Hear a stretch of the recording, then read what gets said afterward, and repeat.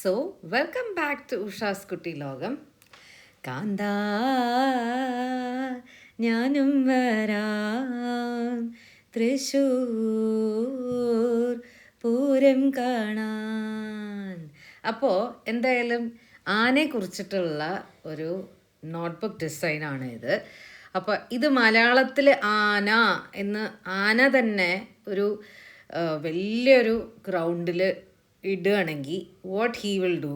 Okay, so അത് ഞാൻ എന്താ വിചാരിച്ചതെന്ന് വെച്ചാൽ, ശരിക്കും പറയാൻ ഇതൊരു ഫുൾ പ്രോസസ്സ് ഞാൻ കാണിക്കുകയാണ്. How did I do and everything. So first ഞാൻ അതിനെ ആ ഒരു ടോപ്പ് വ്യൂവിലുള്ള ഒരു ആനയുടെ ഒരു ഇമേജ് എടുത്തിട്ട് അതിനെ ഞാനൊന്ന് ട്രേസ് ഔട്ട് ചെയ്ത് കളറൊക്കെ മാറ്റി നമ്മുടെ ആനയായിട്ട് ഒക്കെ മാറ്റി ടെക്സ്ചറൊക്കെ ആഡ് ചെയ്തു. So you can see what I'm actually doing.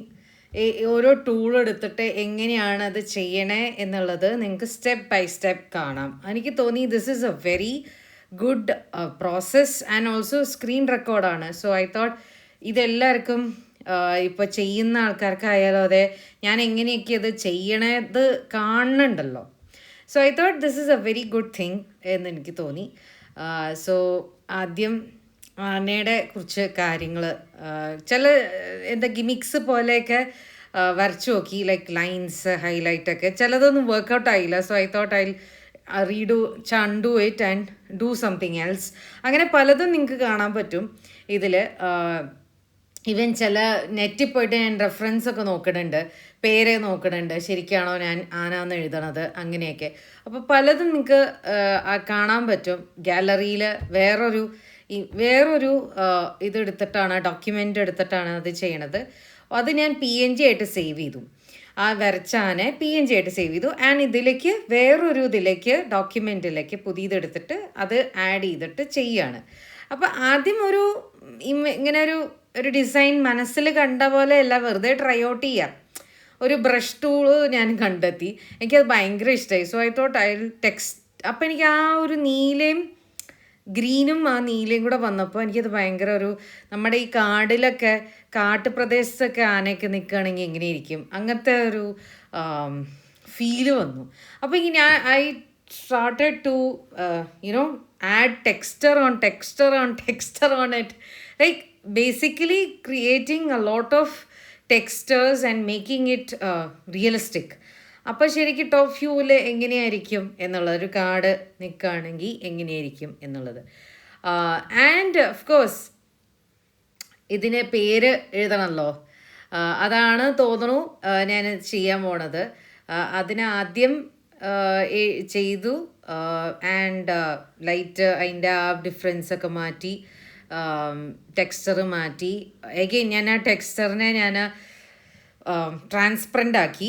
ഇപ്പതേ ആനാന്ന് എഴുതുകയും ചെയ്തു. Okay, now I have to check out whether this is ഞാൻ നെറ്റിപ്പോയിട്ട് you can see me searching. Okay, because anyways when I am doing something it has to be the correct way, right? So അത് ഞാൻ ചെയ്തു. പിന്നെ ഞാൻ അത് വരച്ചിട്ട് അതിനെ ഞാൻ ഡ്യൂപ്ലിക്കേറ്റ് ചെയ്ത് പിന്നെ ക്ലിപ്പ് മാസ്ക് യൂസ് ചെയ്തിട്ട് ഷാഡോ വരുത്തി. So that is what you can see the shadow. അപ്പോൾ ഈ ഷാഡോ വരുത്തിയപ്പോൾ അതൊരു ഭയങ്കര നല്ലൊരു ഇതുപോലെ തോന്നി. ഓഫ് കോഴ്സ് ഇത് ഞാൻ സേവ് ചെയ്തു, ഇത് JPEG ആയിട്ട് സേവ് ചെയ്തു.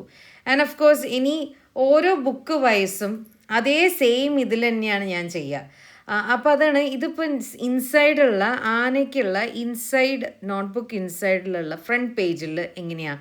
അപ്പോൾ ആന ഇങ്ങനെ ഓടണതാണ് ഞാനൊരു ആരോ കാണിച്ചില്ലേ ഇങ്ങനെ. So he's like running towards the letters. And in the next page you can see that I save this as JPEG. And then again another same thing തന്നെയാണ്. അതിനെ ഞാനൊന്ന് ഫ്ലിപ്പ് ചെയ്ത് ഞാൻ ആ നായിലേക്ക് ഞാൻ വെച്ചു.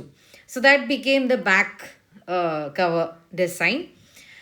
ആൻഡ് ഓഫ് കോഴ്സ് അത് ഞാൻ സേവ് ചെയ്തു. അതിന് ഞാൻ ലാസ്റ്റ് പേജായ കാരണം എന്തെങ്കിലും ഒരു ഇത് ആഡ് ചെയ്യണ്ടേ എന്ന് വിചാരിച്ച് ആഡ് ചെയ്തതാണ്.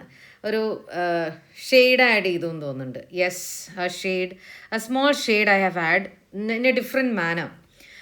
എന്നിട്ട് ഞാനത് JPEG ആയിട്ട് സേവ് ചെയ്തു. അത് കഴിഞ്ഞ് പിന്നെ ഞാൻ ശരിക്കുള്ള ബാക്ക് കവറിൻ്റെ ഇത് ചെയ്തു. അപ്പോൾ ഇത് ബാക്ക് കവറിന് ചെയ്തപ്പോൾ എനിക്ക് ആ സെൻറ്ററിൽ ഇങ്ങനെ വലിയതായിട്ട് ആന എന്ന് എഴുതേണ്ട ആവശ്യമില്ല എന്ന് എനിക്ക് തോന്നി. പകരം അതിനെ ഞാനൊന്ന് സൈഡിലേക്ക് ആക്കാൻ വേണ്ടി ശ്രമിക്കുകയാണ്. So this is like it took means like only 10 or 20 minutes to do this actually. നിങ്ങൾക്ക് അത് അറിയാനും പറ്റും. ഐഡിയ കിട്ടിയ അപ്പം ഞാൻ അതിനെ വർക്കൗട്ട് ചെയ്യും. ഓക്കെ, ഓഫ് കോഴ്സ് നമ്മുടെ ലോഗോ എന്തായാലും ഇടണമല്ലോ. അപ്പം ഞാൻ ആ ലോഗോ ഇടുകയാണ്. അപ്പോൾ ട്രാൻസ്പെറൻ്റ് ആക്കി ഡിവൈഡ് എടുത്തു തോന്നുന്നുണ്ട്. യെസ്, ഡിവൈഡ് ഞാൻ എടുത്തിട്ട് അത് അങ്ങനെയാക്കി വെച്ചു. ആൻഡ് ദെൻ എൻ്റെ പേര് ആനയും കയറ്റി. യെസ്, ആനയെ ഞാൻ എവിടെ പ്ലേസ് ചെയ്യേണ്ടത്, എങ്ങനെ പ്ലേസ് ചെയ്യേണ്ടതെന്ന് ഇങ്ങനെ ആലോചിക്കുമായിരുന്നു. സോ ഓഫ് കോഴ്സ് ഫൈനലി മുകളിൽ പ്ലേസ് ചെയ്തു.